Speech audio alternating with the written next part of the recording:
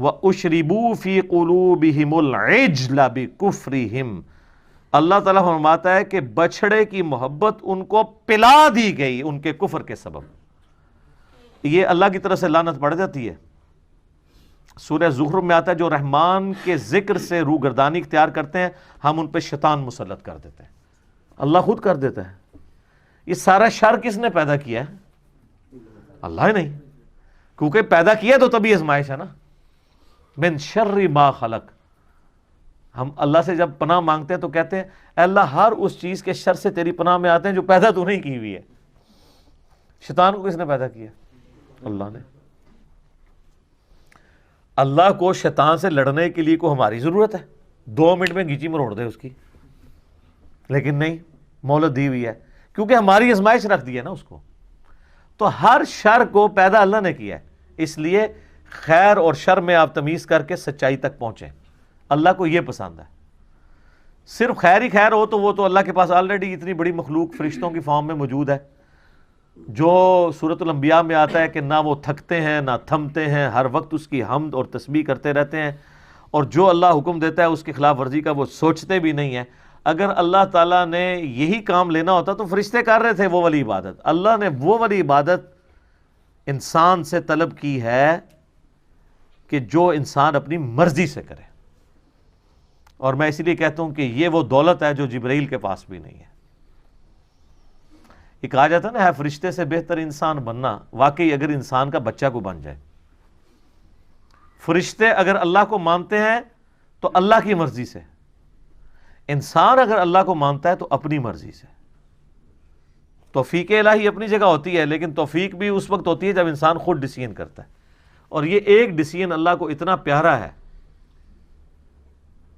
کہ اس کے ایکویلنٹ کوئی اور چیز ہو ہی نہیں سکتی۔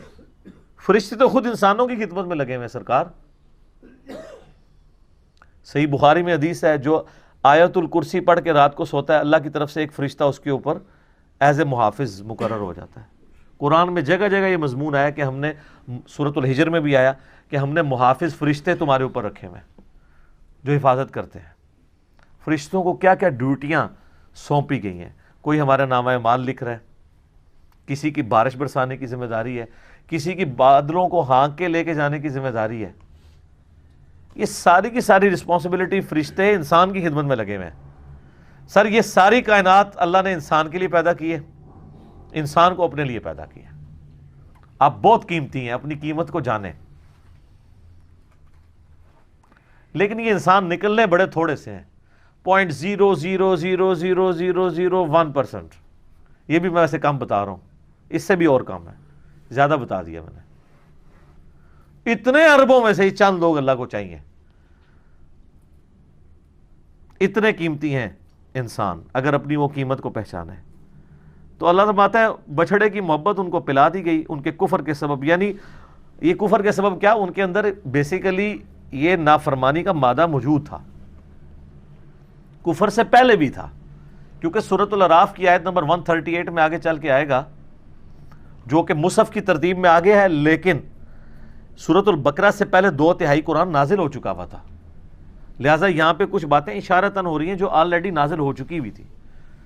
سورۃ الاعراف کی آیت نمبر 138 میں آئے گا کہ موسیٰ علیہ السلام جب یہ 6 لاکھ کا لشکر لے کے ایک جگہ سے گزرے، وہاں پہ کچھ لوگوں نے بتوں پر اعتکاف کیا ہوا تھا، تو حضرت موسیٰ کے ساتھیوں نے کہا کہ حضرت آپ بھی ہمارے لیے کوئی اللہ کا بت بنا دیں کہ ہم بھی اس پہ اعتکاف کر کے بیٹھ جائیں۔ تو اللہ نے کہا، اللہ کے پیغمبر حضرت موسیٰ علیہ السلام نے کہا اے اللہ میں اس جاہل قوم سے تیری پناہ میں آتا ہوں کہ اللہ کو مان رہے ہیں، اس کا پیغمبر اندر موجود ہے، اور پیغمبر کو کہہ رہے ہیں کہ اللہ کا ایک بت بنا دو۔ تو یہ جو ان کے اندر خناس بھرا ہوا تھا نا بت پرستی کا، بس وہ انتظار میں ہی تھے۔ موسیٰ علیہ السلام گئے پیچھو کام بھی پاتا انہوں نے بچڑے والا۔ یہ بتوں کے اعتکاف والی ڈیمانڈ جو ہے نا، یہ بچڑے کو رب بنانے سے پہلے والا واقعہ ہے۔ تو اللہ رب ان کے اندر جو خناس چھپا ہوا تھا نا، اس کے سبب اللہ نے پھر ان کے اوپر ایسی مہر لگائی کہ بچڑے کی محبت ان کو پلا دی گئی۔ اب یہ محبت بچڑے کی اتنی آسانی سے تو نہیں نکلتی، اسی لیے آپ کو یاد ہوگا ہم نے پچھلی کلاسوں میں جو گائے والا واقعہ کور کیا ہے، اللہ نے گائے کیوں ذبح کروائی ان سے؟ تاکہ ان کے دل سے اس کی عظمت نکلے، اور وہ کروائی بھی گولڈن کلر کی، کیونکہ انہوں نے بچڑا سونے کو پگھلا کے گولڈن کلر کا بنایا تھا. اس لیے تو وہ بہانے کرتے تھے جی ہمیں سمجھ نہیں آ رہا گائے کس قسم کی ہو، کبھی کوئی کہانی کبھی کوئی کہانی. الٹیمیٹلی اللہ نے فرمایا، وہ آخری دفعہ جو کہ انشاءاللہ انہوں نے زبان سے نکالا تھا، اللہ نے کہا یہ کامیاب ہو گئے، لیکن لگتے نہیں تھے کہ یہ قربانی کریں گے. وہ کیوں نہیں کر رہے تھے؟ کہ اندر سے وہ والی جو عزت اور تکریم تھی وہ جا نہیں رہی تھی، اندر کا خناس مر نہیں رہا تھا. اس کا مطلب ہے کہ اندر کا خناس مارنا یہ اصل میں ہدایت کا دروازہ کھولتا ہے. تو سر ہم بھی یہی کر رہے ہیں. انڈیا پاکستان بنگلہ دیش میں جو اندر کا خناس ہے وہ یہ نہیں ہے کہ یہ لوگ قرآن اور حدیث کو نہیں مانتے. اندر کا خناس یہ ہے کہ قرآن اور حدیث کی نہیں مانتے. کو تو بڑا آسان ہے، قرآن کو مان رہے ہیں ماشاءاللہ، خوشبوؤں میں لپیٹ رہے ہیں، چوم رہے ہیں، چاٹ رہے ہیں، مرنے کے اوپر 10 20 قرآن پڑھواتے ہیں، کی نہیں مان رہے. اچھا وہ کی کیوں نہیں مان رہے؟ یہ بیماری تو سارے کہتے تھے، اس بیماری کی اصل وجہ کیا تھی؟ وہ علاج ہی نہیں کیا. جیسا کہ ہمارے عموماً ایلوپیتھک علاج کے اندر نا بیماری کی سمٹمز کا علاج کیا جاتا ہے، اس کی اصل وجہ کا علاج نہیں کیا جاتا. بخار چڑھا ہوا ہے، پیناڈول دے دو بخار نیچے آ جائے. کیوں چڑھا ہے؟ ہو سکتا ہے کرونا وائرس ہی ہوا وہ، اس میں بھی بخار چڑھتا ہے. جبکہ ہومیوپیتھک ڈاکٹرز کا یہ دعویٰ ہے کہ ہم اس روٹ کاز کو ایڈریس کرتے ہیں، اس کی وجہ سے وہ اپنے علاج کو اس سے بہتر سمجھتے ہیں. ہم بھی یہ بتاتے ہیں کہ اصل روٹ کاز یہ تھی قرآن و حدیث کو نہ ماننے کی کہ بابوں کی محبت انہیں پلا دی گئی تھی، جس طرح بچڑے کی محبت پلا دی گئی تھی ان کو. تو جب تک بابے ذبح نہیں ہوتے اس وقت تک کبھی بھی بات سمجھ نہیں آنی. اور اس کے لیے ہم نے ایک سمپل سا نعرہ دیا ہے، کیا؟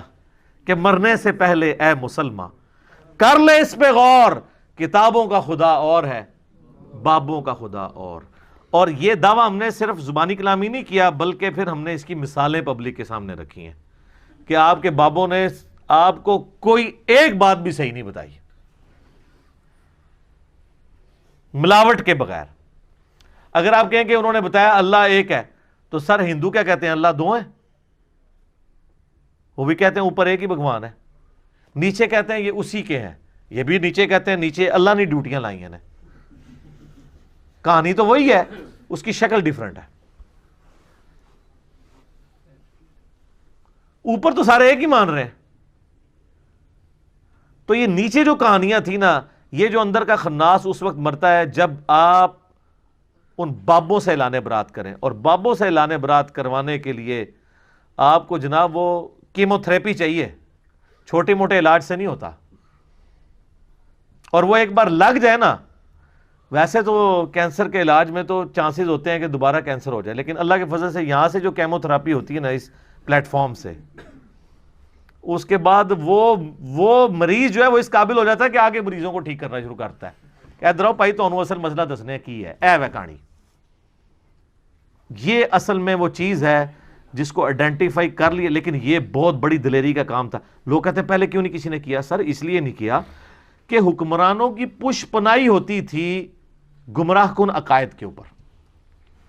جب اورنگزیب عالمگیر دربار پہ بیٹھا رہے گا تو نیچے عوام کیا کرے گی؟ اور وہ حکمران آج والا حکمران نہیں ہے کہ آپ حکمران کو گالیاں بھی نکالیں، سوشل میڈیا کے اوپر اس کو یہودی ایجنٹ بھی لکھتے رہیں اور مودی کا یار بھی لکھتے رہیں، جو مرضی لکھتے رہیں، کوئی فرق نہیں پڑتا. اس زمانے میں یہ نہیں ہوتا تھا. وہ سگے بھائی کو بھی قتل کروا دیتے تھے جو اظہار رائے کرتا تھا. فریڈم آف ایکسپریشن کوئی نہیں تھی.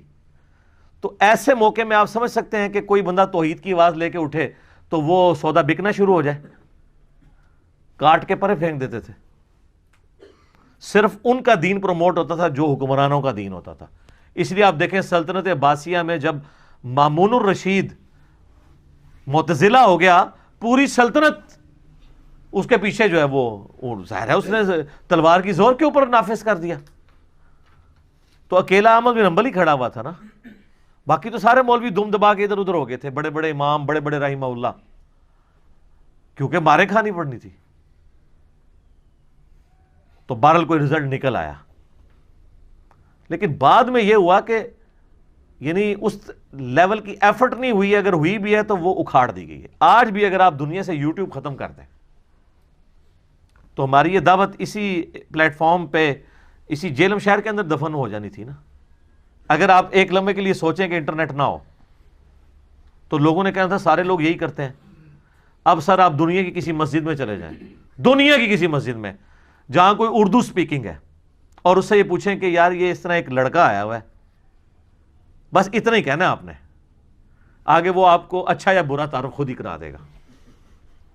تو یہ کیوں ہوا ہے؟ اس میڈیا کی برکت سے. اور یہ اللہ کا وعدہ ہے اپنے نبی کے ساتھ، هو الذی ارسل رسولہ بالہدی ودین الحق لیظہرہ علی الدین کلہ. اور یہ بشارت قرب قیامت میں پوری ہونی ہے. مسند احمد میں حدیث ہے، قیامت سے پہلے ایک وقت ایسا آئے گا کہ دنیا کے ہر گھر میں میری دعوت پہنچے گی، لوگ چاہتے یا نہ چاہتے ہوئے اس دعوت کو قبول کریں گے. تو صحابہ کرام کے زمانے میں تو ایسا نہیں ہو سکا، بعد میں بھی نہیں.